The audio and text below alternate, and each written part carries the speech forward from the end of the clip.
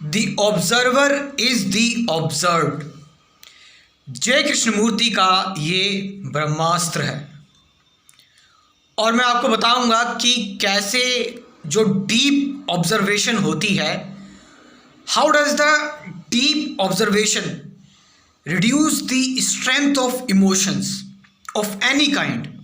कितना भी खतरनाक इमोशन हो, कैसी भी खतरनाक फीलिंग हो, फियर की हो, एंगर की हो, जेलेसी की हो, या बहुत ज़्यादा एक्साइटमेंट हो रही हो, या आपको बहुत ज़्यादा इरिटेशन हो रही हो, when you observe these emotions deeply, then the strength of these emotions, जो आपको ये जो स्ट्रेंथ कंट्रोल कर रही है, ये बिल्कुल डिज़ोल्व हो जाती है।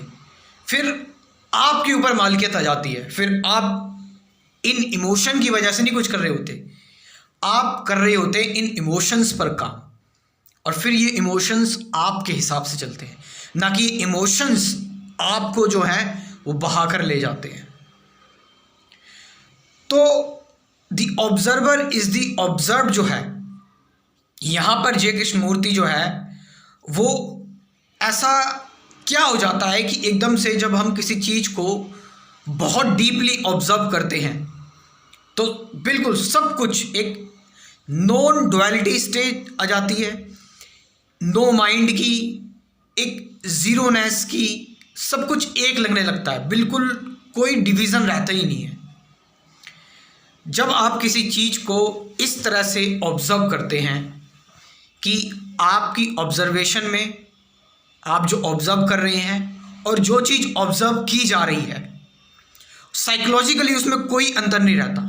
साइकोलॉजिकली आप कोई डाटा एंटर नहीं करते माइंड में, आप किसी चीज़ को ऐसे एनालाइज करते हैं कि जो एनालाइज करने वाली चीज़ है और जो एनालाइज कर रहा है यानी कि आप, उन दोनों में कोई अंतर नहीं रहता। जब आप कुछ इस तरीके से सोच रहे होते हैं कि आप जो सोच रहे हैं, जो थिंक कर रहे हैं, और जो सामने जो थॉट आ रहा है, जो थिंकर है और जो थॉट है, उन दोनों में भी कोई अंतर नहीं है। जो आप एक्सपीरियंस कर रहे हैं, एक्सपीरियंस करने के लिए बहुत सारी चीज़ें जो हैं, और जो एक्सपीरियंस कर रहा है एक्सपीरियंसर, इन दोनों में कोई अंतर नहीं बचा। इस स्टेज को कैसे समझें, इसको वर्ड्स कैसे दें कि ताकि हम इसको बाकियों को भी समझा सकें। जब ऐसी स्टेज आती है कि हम जब किसी चीज़ को इस तरह से ऑब्जर्व कर रहे होते हैं, जब हम उस चीज़ को बस ऑब्जर्व कर रहे होते हैं, कोई भी डिस्ट्रैक्शन, मतलब उसको कंप्लीट तरीके से अटेंड करना एक कंप्लीट अवेयरनेस के साथ, तो सामने वो चीज़ और आप चीज़ बचते हो। जैसे आप ट्री को देख रहे हैं, पेड़ को देख रहे हैं, तो जब आप पेड़ को इस तरह से ऑब्जर्व करेंगे कि the observer is the observed, तो पेड़ और आप में अंतर बहुत है। फिजिकली तो बहुत अंतर है, वो पेड़ है, आप एक ह्यूमन बीइंग है, लेकिन जब आप बड़े ध्यान से ऑब्जर्व करेंगे तो आप पाएंगे कि there is no difference, psychologically there is no difference. पेड़ और आप में कोई अंतर रहेगा ही नहीं, वो एक हो जाएगा पूरा का पूरा।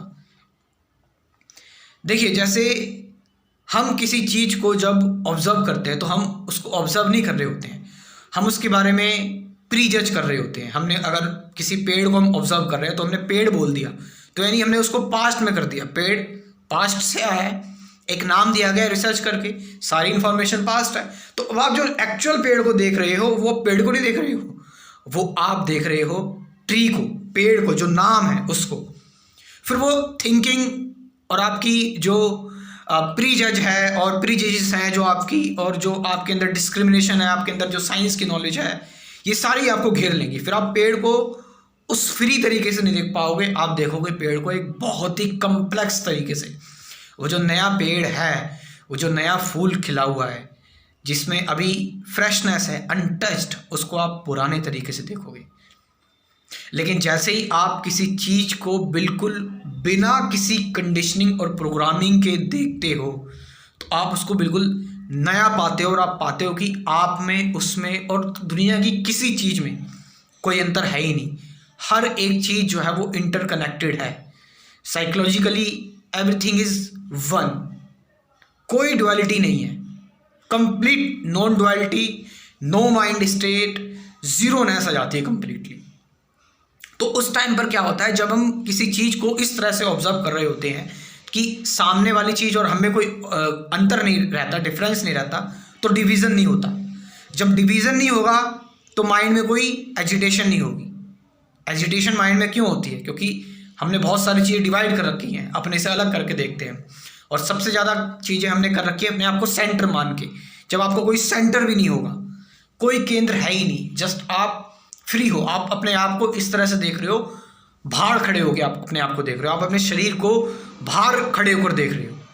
आपको ऐसा लगेगा कि ये शरीर भी मेरा नहीं है, नॉट कि मैं इमेजिनेटिव या फिर फिक्शन तरीके से नहीं बोल रहा, या जो आप मैट्रिक्स में देखते हो, मूवी में देखते हो, या फिर और भी आप चीज़ों में देखते हो कि आप सच में एकदम शरीर के बाहर खड़े होकर देख रहे हो। नो, इस तरह से नहीं। कि जब आप इस तरह से ऑब्जर्व करते हैं, जब कोई सेंटर बचा ही नहीं, कोई प्रोग्रामिंग, कोई कंडीशनिंग कुछ है ही नहीं, तब आप जो है सब कुछ जो है फिर वो आपका ही है। फिर जब वो सब कुछ आपका ही है, अब मान लीजिए ये हैंड है आपका, क्या आप इसको हार्म करेंगे? क्या आप अपने आप को जानबूझ के विलिंगली हार्म करेंगे? नहीं करेंगे। क्यों? क्योंकि ये आपका है। तो इसी तरह से जब सारी चीज़ें हम अपने आप से इंटरकनेक्टेड देखते हैं और वो सारी की सारी चीज़ें हम ही हो जाते हैं, तो हम किसी चीज़ को हार्म करेंगे? नहीं। कोई डुअलिटी होगी? नहीं। माइंड में एजिटेशन होगी? नहीं। उस टाइम सारे इमोशंस कंप्लीटली रिड्यूस हो जाते हैं सारे इमोशंस, और सिर्फ एक स्टेज बचती है, वो सिर्फ हम, आई कंप्लीटली डिजॉल्व, हम बचते हैं बस खाली। और उस टाइम ना तेरा ना मेरा, हिज, हर, आई, मी, ये सारे की सारी चीज़ें जो है वो बिल्कुल डिजॉल्व हो जाती हैं। तब आप सिर्फ उस चीज़ को विटनेस करते हैं जो सामने है, बस उसी पर पूरी कंप्लीट एनर्जी लगाते हैं। मान लीजिए कोई फियर का इमोशन आ रहे हैं आपके अंदर, तो आप फियर पे कंप्लीट अपनी एनर्जी लगाएंगे, तो सारी की सारी जो एनर्जी, कंप्लीट एनर्जी जो लग रही है फियर पर लग रही है, और कोई डिवीज़न नहीं है। माइंड जो पूरा का पूरा फोकस कर रहा है वो फियर पर फोकस कर रहा है, और इस तरह से फोकस कर रहा है कि फियर और आप में कोई डिवीज़न नहीं है, आप फियर ही हो गए कंप्लीटली। और जब आप फियर हो जाएंगे, तब उस टाइम पर आपका जो ये फियर है और ये जो भी इमोशंस होंगे वो अपनी स्ट्रेंथ को लूज़ कर देंगे, कंप्लीटली लूज़ कर देंगे, सरेंडर कर देंगे वो इमोशंस। और फिर आप जो है वो इन इमोशंस के कंट्रोल में नहीं रहेंगे, फिर आप कंट्रोल करेंगे इन इमोशंस को। तो इस तरह से हम समझ सकते हैं ब्रह्मास्त्र है जी कृष्णमूर्ति का, the observer is the observed. So आपका इसमें क्या कहना है, आपका इसमें क्या एक्सपीरियंस है, कमेंट करके ज़रूर बताएं। Thank you very much.